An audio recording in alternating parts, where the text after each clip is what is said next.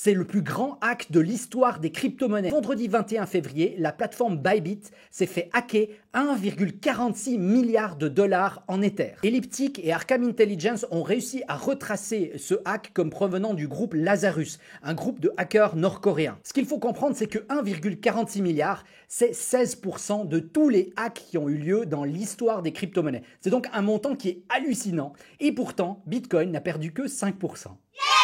Alors pourquoi est-ce que le marché n'a que peu réagi par rapport à cet événement qui est pourtant le hack le plus important de l'histoire? Eh bien parce que Bybit était déjà bien plus sécurisé. Ils avaient des réserves, ils avaient fait des preuves de réserve et ils ont aussi été aidés par d'autres plateformes qui leur ont apporté des Ethers pour couvrir, pour permettre d'avoir suffisamment de liquidité pour répondre à la demande de leurs clients.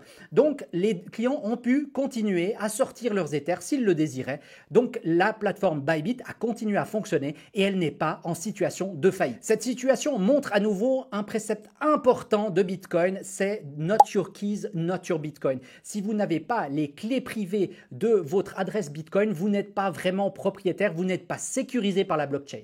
Donc l'important quand vous avez acheté des crypto-monnaies sur une plateforme d'échange comme Coinbase, comme Kraken, comme Bybit, eh bien, vous devez les sortir absolument, surtout si vous avez un montant important.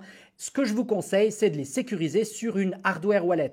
Un hardware wallet, c'est un portefeuille qui est physique, c'est un mini-ordinateur que vous avez en dehors d'Internet et qui est nécessaire pour faire une transaction. Il y a deux grandes sociétés qui produisent des hardware wallets, c'est Trésor, une société tchèque, et Ledger, une société française. Les deux sont les plus reconnus du marché et je pense que c'est deux excellentes solutions pour sécuriser vos crypto-monnaies. Donc voilà, si vous avez aimé cette vidéo, n'oubliez pas de la liker, d'activer les petites notifications, de la partager autour de vous et si possible de vous inscrire à ma newsletter L'investisseur tech. Voilà, je vous remercie et à tout bientôt.